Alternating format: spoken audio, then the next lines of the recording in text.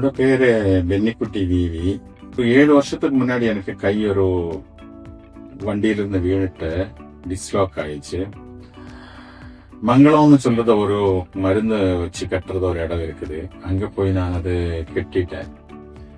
ஒரு 6 வருஷத்தும் 7 வருஷத்தோളം எனக்கு ப்ராப்ளம் இல்லாம இருந்தேன்.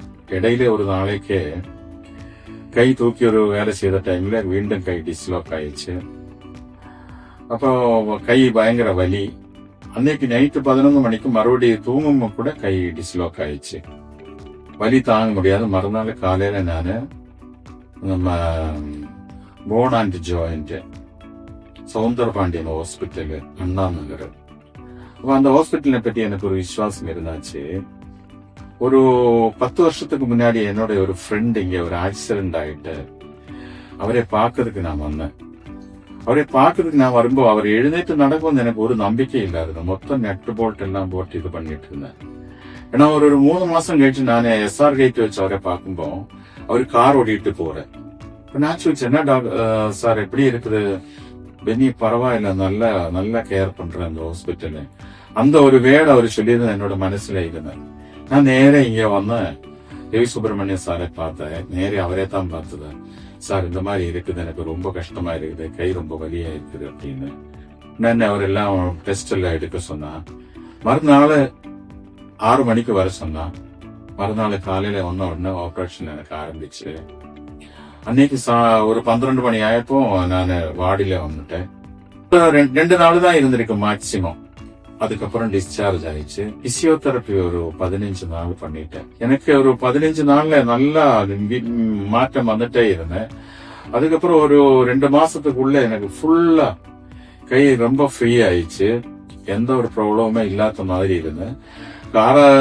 மறுநாள் ஒரு 10 நாள் கழிச்சு கார் ஓடலாம்னு சொன்னா. அதுக்கப்புறம் சின்ன வண்டி எடுத்தேன்.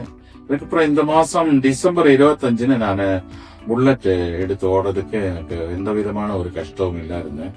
இப்போ சார் சொல்றத நீங்க நல்லா ஃபிட் ஆயிடுச்சு, எந்த ஒரு ப்ராப்ளமுமே இல்ல உங்களுக்கு, நீங்க கையெல்லாம் பிடிச்சவர் பார்த்தேன்.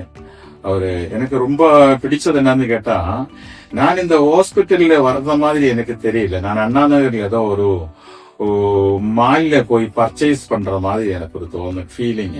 அப்படின்னு சொன்னா ஒரு ஹாஸ்பிட்டல் எந்த விதமான ஒரு பயம் நமக்கு கிடையாது. நான் 6 மணிக்கு காலையில 11 மணிக்கு வந்தேன். அன்னைக்கு என்னுடைய டெஸ்ட் எல்லாம் முடிஞ்சு மறுநாள் காலையில 6 மணிக்கு எனக்கு ஆபரேஷன் பண்ணி மறுநாள் காலையில 11 மணிக்கு நான் இங்க இருந்து டிஸ்சார்ஜ் ஆகி போயிடுச்சு. எனக்கு எந்த விதமான ஒரு ப்ராப்ளமுமே இல்ல இருந்தேன். ஹாஸ்பிட்டலை பொறுத்த வரைக்கும் ரொம்ப நல்லா இருக்குது சார். நமக்கு எந்த விதமான கஷ்டமுமே இல்ல. நிறைய ஸ்டாஃப் இருக்குது நமக்கு கைட் பண்ணதுக்கு. எங்க போனாலும் நமக்கு நிக்க வேண்டிய அவசியம் இல்ல. இப்போ வேற ஒரு சில ஹாஸ்பிட்டல் எல்லாம் போனா நமக்கு ரொம்ப அலைச்சல் வருங்க. இதெல்லாம் இங்க இல்ல.